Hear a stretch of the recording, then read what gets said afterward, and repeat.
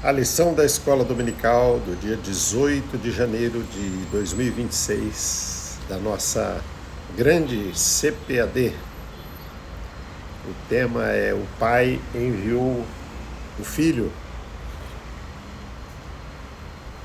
O texto áureo disse: nisso se manifestou o amor de Deus para conosco, que Deus enviou o seu Filho unigênito ao mundo para que por ele vivamos. A palavra enviou tem a ver com a palavra apóstolo.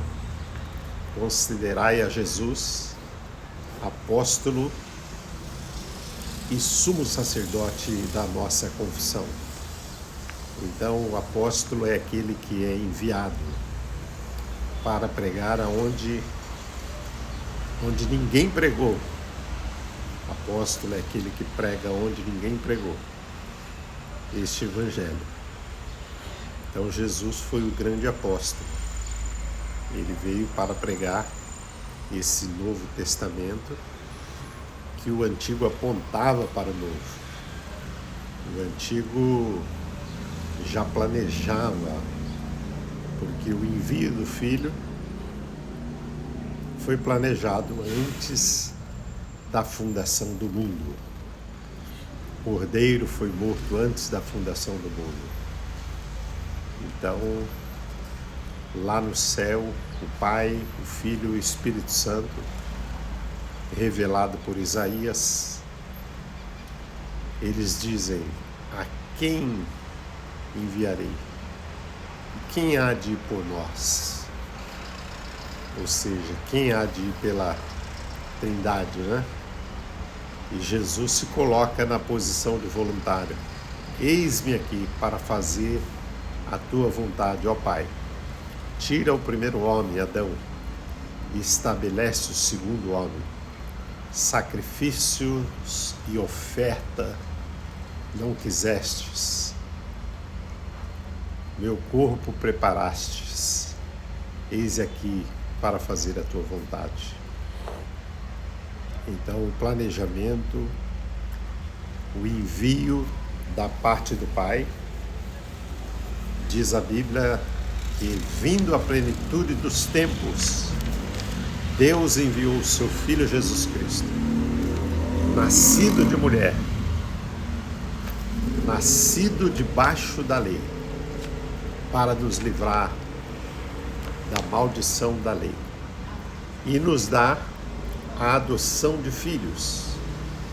Então, Jesus nasceu debaixo da lei, porque a sua família descendia da tribo judaica.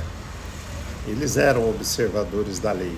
E o próprio Jesus, ele não veio abolir a lei, mas ele veio cumprir a lei. Porque a Bíblia diz que o cumprimento da lei é o amor para com Deus e para com o próximo. É claro que ele não cumpriu todos os cerimoniais judaicos. Ele não cumpriu as ordenanças do Antigo Testamento, que a própria Bíblia diz que quando ele morreu na cruz, ele cravou, pagou a nossa dívida. A cédula que era contrária a nós, ele cravou na cruz, pagando a nossa dívida. E esta cédula que consistia em ordenanças de homens, mandamentos cerimoniais, mandamentos sanitários do Antigo Testamento, mandamentos que regulavam as questões sociais, familiares do povo de Israel. Esses mandamentos e essas ordenanças, como a lei do talião, dente por dente, olho por olho, dente por dente, pena capital, tudo isso, com a morte de Jesus, a Bíblia diz que ele cravou na cruz a cédula que era contrária a nós, que consistia dessas ordenanças. E o próprio Jesus disse: os antigos ensinaram errado, ensinaram vocês a odiar os seus inimigos. Eu, porém, vos digo, o verbo vivo de Deus, o alfa e o ômega, a revelação mais sublime da grandeza de Deus que se revelou no Filho, eu, porém, vos digo, a fonte de toda a sabedoria, porque todos os tesouros de sabedoria estão escondidos nele. Então, com essa autoridade, ele diz, eu, porém, vos digo, amai os vossos inimigos e orai por aqueles que vos perseguem. Então ele cumpriu todo o ritual, foi circuncidado ao 8º dia, foi apresentado no templo no 40º dia, esperando os dias da preparação da mulher. E aos 12 anos passou pelo ritual de Bar Mitzvah, da cultura judaica, que o adolescente passava.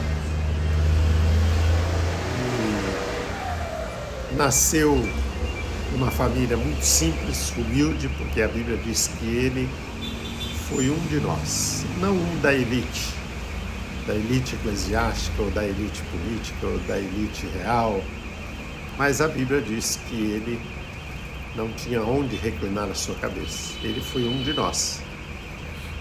E nasceu debaixo dessa lei, essa lei judaica, essa lei religiosa, mas com o objetivo de, nascido de mulher, ele veio para nos dar a adoção de filhos. Por quê? A parábola do pai, né? Domingo passado nós estudamos sobre Deus Pai. Apresenta 2 filhos, né? Um que perde o direito, foge de casa, depois volta e é adotado pela 2ª vez, ou seja, redimido, comprado 2 vezes, porque ele confia na misericórdia do Pai e na graça.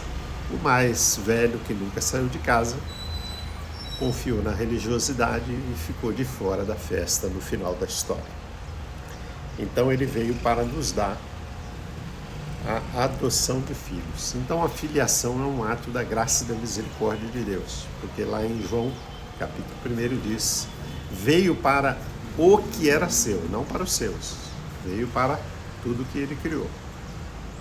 E até os seus irmãos não o receberam, mas todos quanto receberam, deu-lhes o poder, não o direito, deu-lhes o poder de serem feitos filhos de Deus, aos que creem no seu nome. Então o filho mais novo, ele disse, eu não sou mais digno, mas o Senhor pode me devolver esse direito que eu perdi e me dar o poder de voltar a ser um filho adotivo.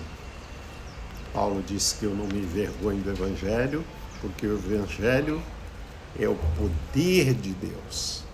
Então a salvação, ela já estava no plano da Trindade. A vontade do Pai realizada pelo Filho, a mediação exclusiva do Filho, porque a Bíblia diz que há um só mediador entre Deus e os homens, Jesus Cristo, homem. A aplicação da salvação, a execução da salvação na cruz do Calvário pelo próprio Filho, que deu o brado da vitória e a edificação da igreja, e a aplicação da salvação individualmente na vida de cada pessoa, porque é o Espírito que convence a humanidade do pecado e da justiça.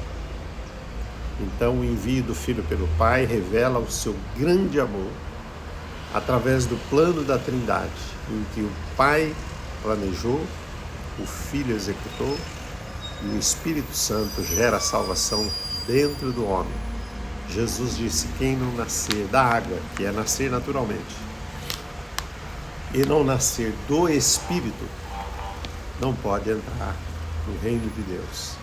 E o reino de Deus é gozo, paz e alegria no Espírito Santo. Não é só comida, bebida, consumismo. O reino de Deus não vem com aparência, o reino de Deus é presente e é escatológico. E nós aguardamos o reino escatológico, a vinda do nosso grande Deus, Jesus.